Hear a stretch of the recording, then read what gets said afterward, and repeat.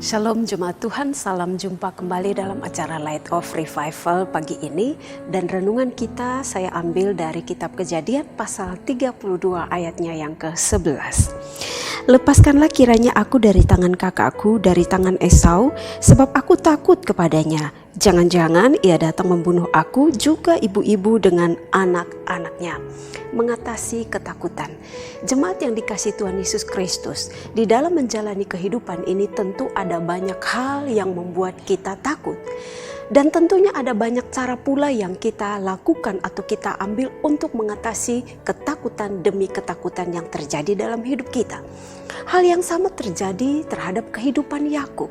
Firman Tuhan menjelaskan bahwa pada waktu itu dia mengalami ketakutan yang besar, ketakutan yang dahsyat untuk berjumpa dengan kakaknya Esau. Kenapa?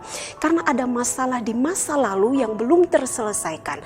Masalahnya adalah karena Yakub menipu ayah mereka bahwa Esaulah yang sedang ada di depannya dan meminta untuk Ishak memberkati, mendoakan Yakub. Nah, ini permasalahan yang terjadi yang membuat Yakub sangat ketakutan. Apalagi ketika sebelum dia berjumpa dengan Esau kakaknya, dia mengirim utusan dan mereka datang menyampaikan kabar bahwa Esau kakaknya sedang datang untuk berjumpa dengan dia dengan membawa 400 orang. Nah, ini menambah ketakutan yang besar di dalam diri Yakub. Nah, bagaimana cara dia untuk mengatasi ketakutan yang ada?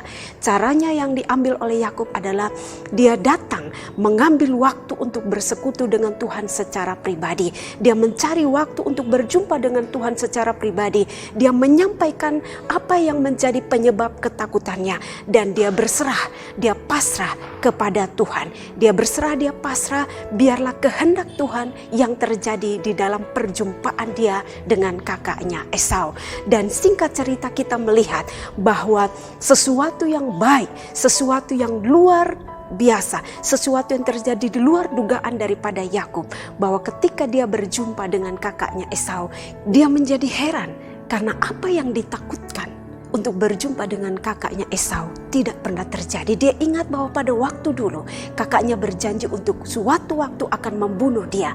Tetapi ketika dia berjumpa dengan kakaknya, hal di luar dugaan itu terjadi, bahwa Esau tidak membunuh dia. Sebaliknya, Esau merangkul dia dan Esau memaafkan kesalahannya itu. Saudara yang dikasihi Tuhan, ini menjadi pelajaran juga bagi kita di dalam menghadapi ketakutan, di dalam mengatasi ketakutan demi ketakutan yang terjadi dalam hidup ini. Saat-saat sekarang kita masih dihantui dengan ketakutan akibat pandemi COVID-19 yang belum juga berakhir. Bahkan kalau kita melihat di daerah kita, di tempat kita, semakin bertambah korban akibat pandemi ini. Ini tentunya membuat kita menjadi takut. Tetapi mari kita belajar daripada Yakub. Bagaimana cara kita mengatasi ketakutan tersebut? Kita mengambil waktu untuk datang kepada Tuhan, mengutarakan apa yang menjadi ketakutan kita, dan berserah, pasrah kepada Tuhan. Biarlah Tuhan yang berkarya, Tuhan yang bertindak di balik ketakutan demi ketakutan yang menghantui hati, pikiran, dan seluruh kehidupan kita. Dan ketika kita sudah menyerahkan secara sungguh-sungguh kepada Tuhan, maka percayalah, bagi orang-orang yang senantiasa beriman dan percaya kepada Allah, orang-orang yang senantiasa mengandalkan Allah, Allah akan bekerja di dalam ketakutan itu.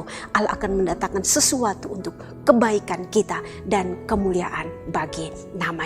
Seperti apa yang dituliskan di dalam Roma pasal 8 ayatnya yang ke-28. Oleh karena itu, pagi hari ini firman Tuhan mengajarkan saya dan saudara untuk mengatasi ketakutan yang ada di dalam hati dan pikiran kita. Mari ambil waktu, datang bersekutu dengan Tuhan, datang berjumpa dengan Tuhan, dan serahkanlah semua ketakutan kita kepada Tuhan, dan lihatlah apa yang akan Tuhan kerjakan di balik semuanya itu. Amin. Mari kita berdoa.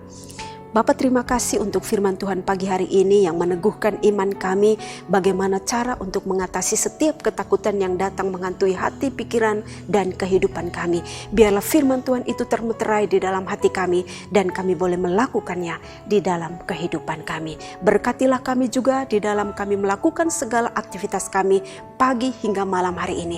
Dan biarlah nama Tuhan saja yang dipermuliakan di dalam seluruh hidup kami, di dalam seluruh aktivitas kami hari ini.